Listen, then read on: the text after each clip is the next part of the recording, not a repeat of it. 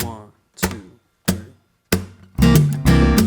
We were both, I think, really intent on doing the best job that we could of preparing ourselves for marriage. We wanted to see how the church would have us prepare for marriage and do it well.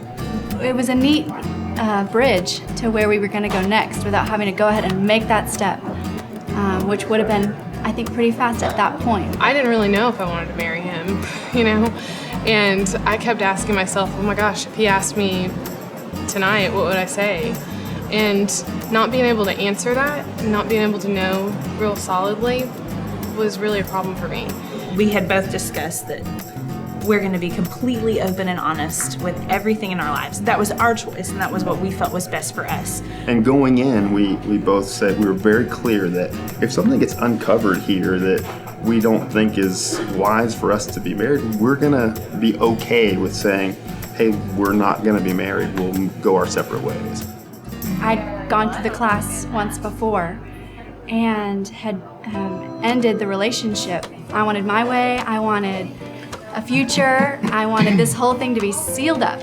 And to back out was the scariest thing, the most horrible possibility that I could have imagined. But also the best thing that ever happened to me. We were at a point where we were about to start living together again. Spiritually, we weren't walking at all, like no praying together, no reading the Bible together. We have been sexually active as well.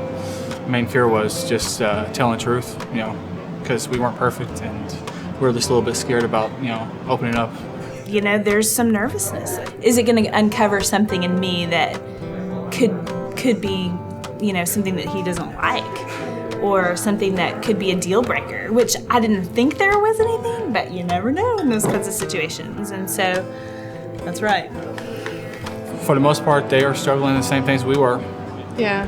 1 Corinthians 10:13 says, no temptation has seized you except what is common to man. And I think that just really hit home for us. Everybody has these problems. Do you like the scripture dropping? Good job. Yeah.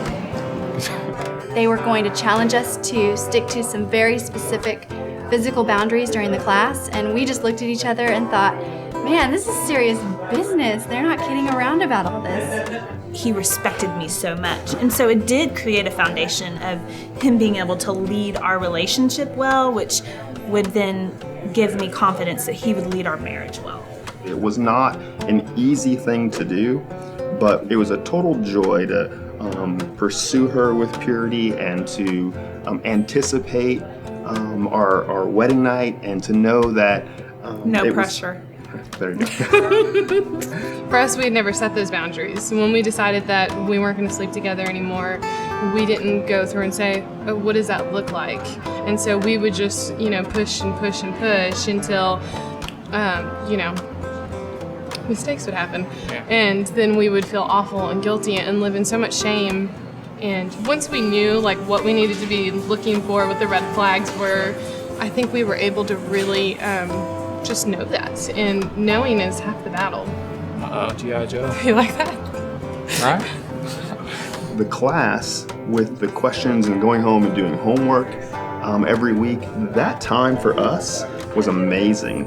The homework would take us often hours, 3 hours, because we would do the homework separately and then we would discuss the questions. And if we weren't honest with one another, we were leaving something undone that could eventually harm our marriage. Our mentor couple at the table were great without feeling like we were sharing with some perfect people. Leading the table, leading out saying, hey, we love each other very much, and lead out with real examples of how they've done that in their lives. They shared with us their true marriage struggles and those kinds of things that just allow you to feel like your marriage won't be perfect, but it is going to be super fun.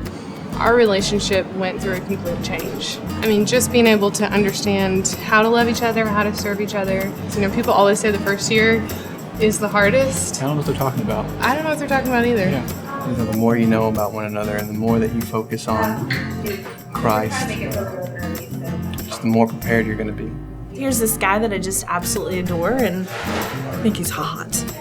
And then you find out even more about him and see how much fun we're going to have together. It was great for me.